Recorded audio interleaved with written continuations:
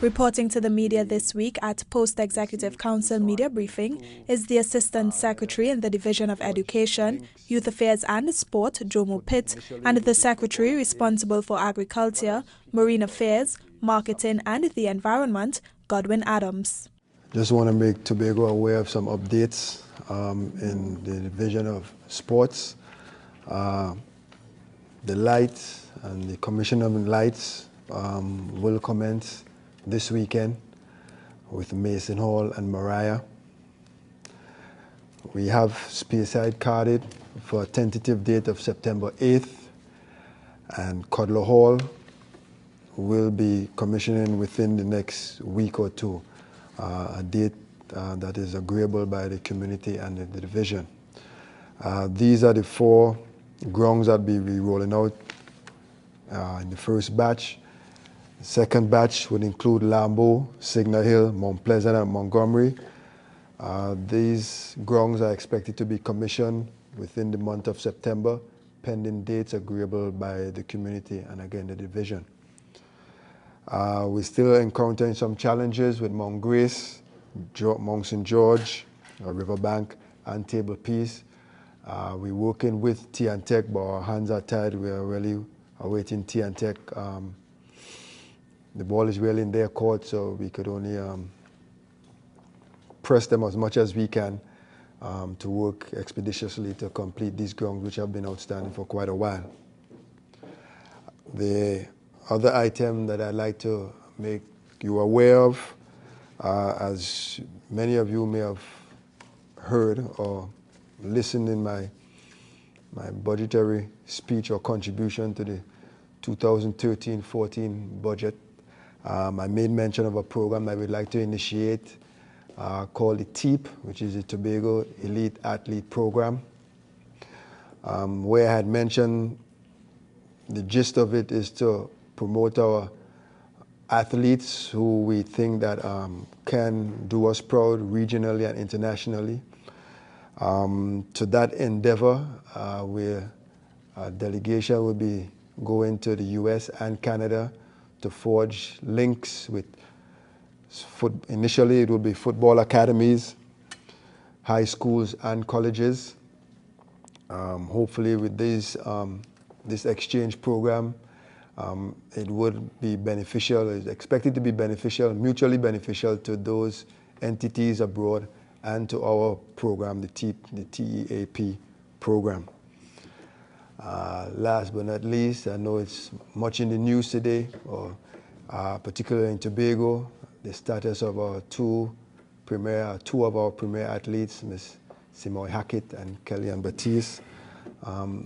Until we have additional information regarding the issues that are facing these 2 athletes, the division and the THA on a whole cannot make any comment at this juncture. Personally, and this is just my personal opinion, that these 2 athletes still have my support until proven otherwise, or as far as I'm concerned, innocent until proven guilty. So they have my support until the entire process has been completed.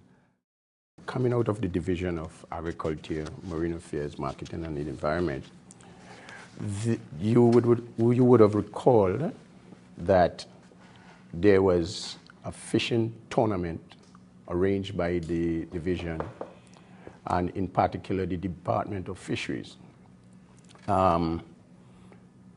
where we would have had this fishing tournament taking place throughout Tobago.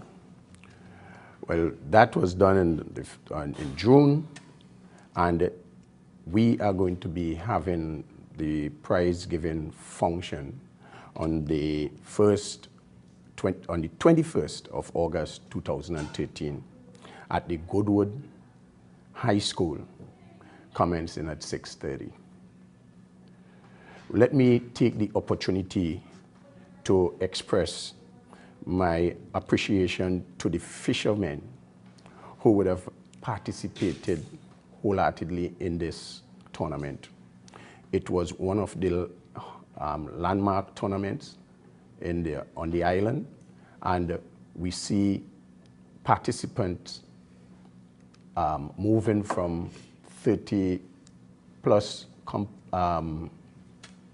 fishermen participating to 74 fishermen participating in this year's tournament.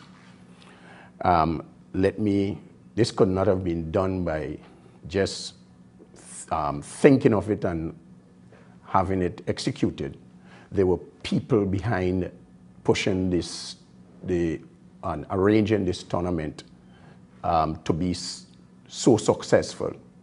And I want to congratulate the Fisheries Department under the leadership of Assemblyman Hayden Spencer for the kind of attention they would have placed on this tournament to ensure that the tournament was successful.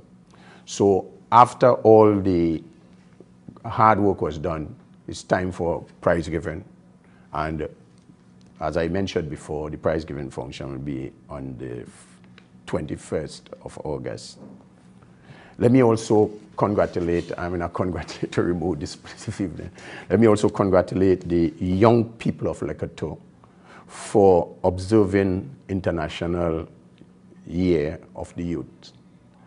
They would have, on Monday, done a walk to express and to garner the support of youths going in a positive direction. We also had the Pan Steel Orchestra there being involved, and I want to say thanks to them. They did do something remarkable in the community to observe this day for the youths. I want to say thanks again to them. Let me talk to feed subsidy. This is a situation that we all have been hearing about in the communities and throughout Tobago on a whole, where we, at the division of the marketing department, there is some inconsistency in the provision of feed for the farmers. What I must indicate is that we have taken steps to ensure that the process of obtaining feed is improved in a remarkable way. At present, we have a consulting firm down there putting in place the required processes and procedures to make this operation a little bit smoother. And in that context, or to the farmers on a whole, to make them things much easier for them. So I want to say to the farmers out there, especially those people in livestock, to be mindful that we apologize for whatsoever inconsistencies there may be before, but we are not sitting on our hands. We are making all efforts to bring some smooth running process to ensure that they are well taken care of and that food production on the island is on the increase. What I must also say about that feed subsidy is that we would have expended over $2 million on the subsidy program for over 22 months. And definitely you have to make a review on things. The feed subsidy did encourage farmers to work a little harder on their farms, and it did reap rewards. And we saw an improved supply of small livestock, be it goat, sheep, pigs, rabbits.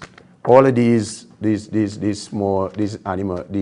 livestock were all on the increase, and we at the division, through our extension officers, realized that this is a situation that there is an increase, and we need to support the efforts of the farmers in going forward.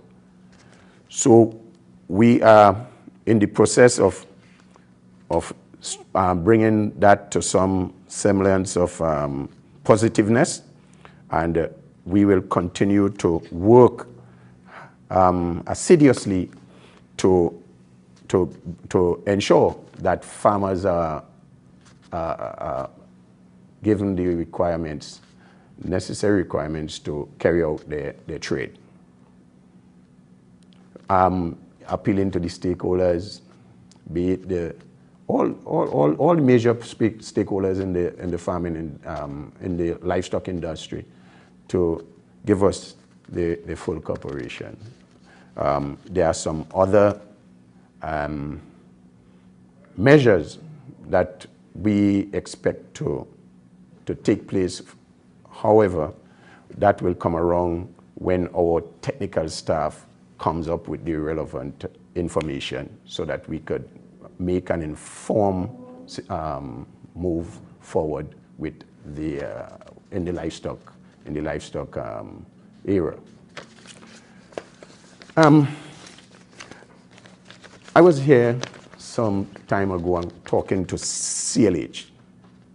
CLA, sorry, and I need to reiterate that the disease in the sheep, right? The disease that affects the sheep, CLA, right, is a difficult one to treat with. Extremely difficult. Right? It means that there must be put in place the measures, certain measures. And this situation is being taken care of in a meaningful way by our vets at the station. We are not sitting idle by and not approaching this disease on the sheep with some positiveness. Now, CLA, again, exists worldwide. And in our sister isle, Trinidad, it is there. Right? And in other parts of the Caribbean, our close neighbors, right? CLA is not easily transmitted to humans. It is not easily transmitted to humans.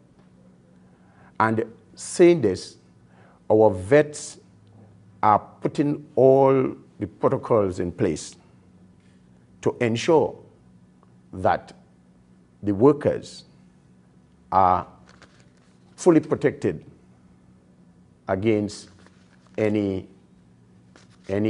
contamination that is imminent. It's a bacteria and survives for a very long time in the environment. And in fact, can exist there for more than a year.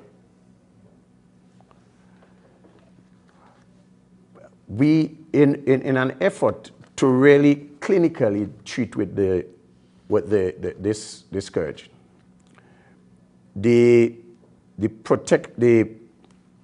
protection and the control, right, requires a microbiology lab.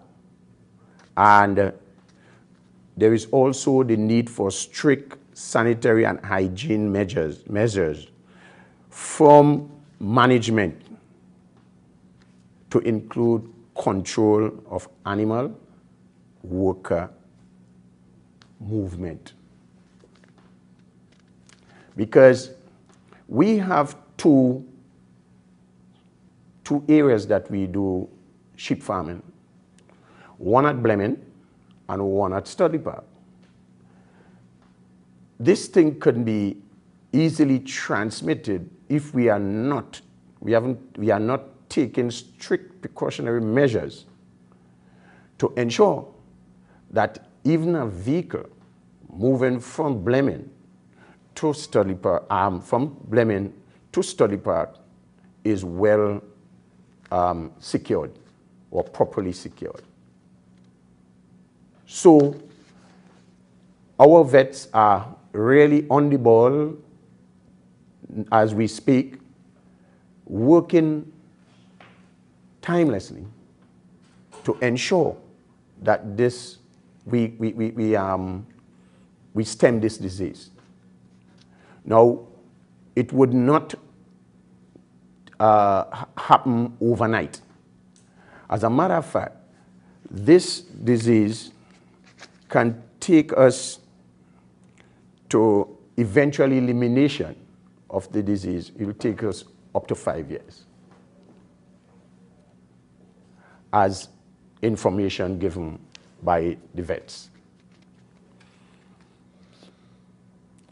So I want to have the people of Tobago, the citizens of the island, in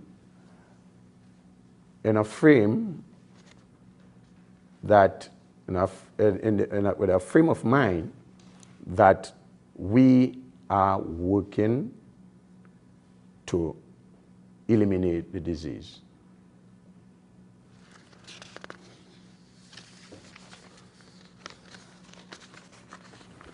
I have received I have had a lot of people come into my office talking to the operations of Hope Farm and Louis-d'Or extensions.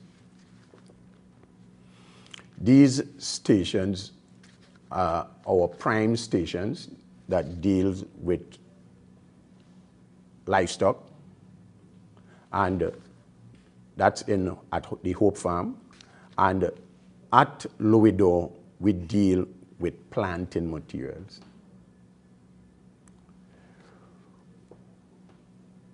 I will be taking steps, or the division will take steps to improve the operations at these areas. At Hope Farm, we want to ensure that we bring Hope Farm up to world standards so that our farmers can get some of the best breeds of sheep, goat, pigs, rabbits, whatsoever we have on the farm.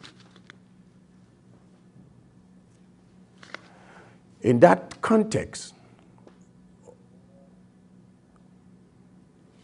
an audit will be done in those areas, in the both areas, Hope Farm and Louis-d'Or,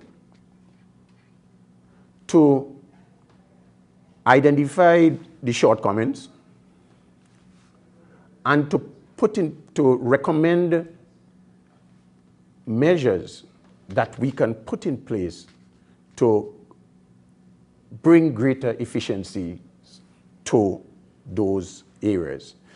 They are important to the farming community of Tobago, be it a large farmer, a small farmer, a backyard gardener. We have to ensure that we support the efforts of all farmers in Tobago to have us go to that food production, right? Food security that the island needs so much. We want to ensure that we take some of the cash off our import bill that goes on feed, goes on food. So we are working towards that end. So I want to assure the public, especially our farmers, that we are going to be working on Hope Farm and Louis D'Or with some urgency.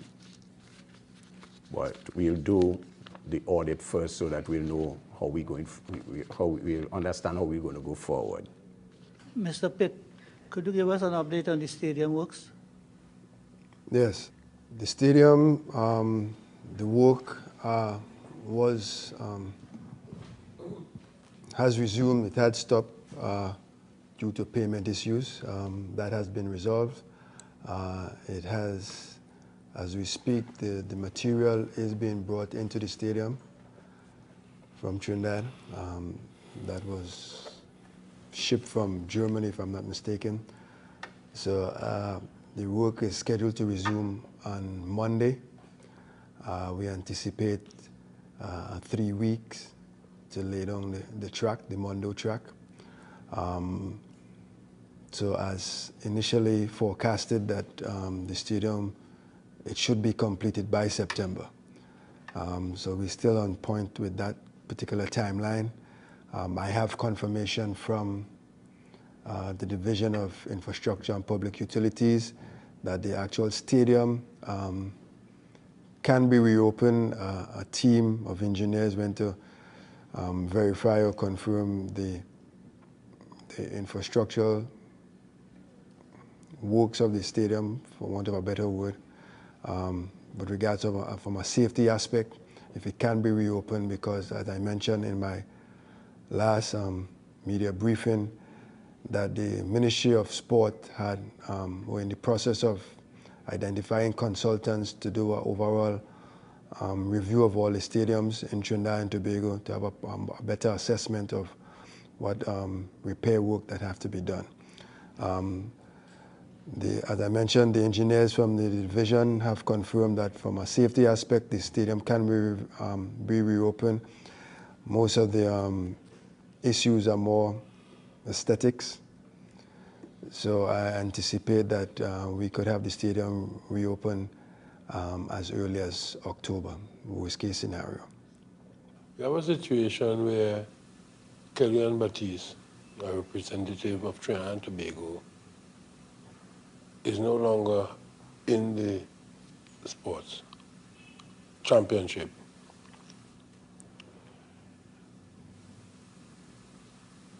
There has been no information, as far as I know, I'm subject to correction, saying, well, look, Kellyanne was tested on X day, at X place, etc., etc., etc., etc. My question to you, sir, as the Assistant Secretary in the division of the Tobago House of Assembly with that responsibility, are you saying to me that the THA, the ministry, the N3As have no information as to what has happened except the public information that says Kellyanne has just withdrawn from the games? Do you have any information as to what caused Kellyanne to withdraw from the games? Based on the information that I have and that you have and the general public has, is that she was tested positive, or a sample was tested positive. When, where? In Moscow. The exact date, I can't tell you that. But while she was in, as a participant at the World Games. Yeah. The process is such that if you're tested positive from your A sample, you're automatically can't take part in the games. At that point, Ms. Kellyanne Baptiste voluntarily removed herself from the games, from the village, and we are waiting her camp or her to make a decision as to whether she will appeal the process. There is the B sample that has to be tested, but that could only be tested on her okay. So until such time, I will reserve all judgment until we know what Kellyanne intends to do. On the subject of animal feed, can you explain to me what's so complicated about getting animal feed into the island that you need consultants? Now, what I was speaking about is the subsidy. A farmer is entitled to source his feed from any way he feels possible. Some people go to NFM and get their feedback to Tobago. There are also suppliers throughout Tobago that the farmers access. However, the division would have introduced a feed subsidy. And once you have a feed subsidy, you know, people have the tendency of wanting to gravitate to that area. However, we at the division, realizing that we are placed in a position where some of the farmers want to purchase the feed that is subsidized and that is being administered by the division. And it's against that background that we need to rethink the subsidy, because I'm going to tell you something. When we started this subsidy, production had risen. And if you would have started off, we're just throwing a figure out, if you would have started off with $1 million, it means that because of the increased productivity, the farmers will have to purchase more feed because the productivity level would have risen. So with that coming into play, all of these, the dynamics in the feed subsidy will have to be reviewed in an effort to go forward with the present situation, the prevailing situation. Thank you for tuning in to another Tobago House of Assembly's Post-Executive Council media briefing for the week ending August 17th, 2013.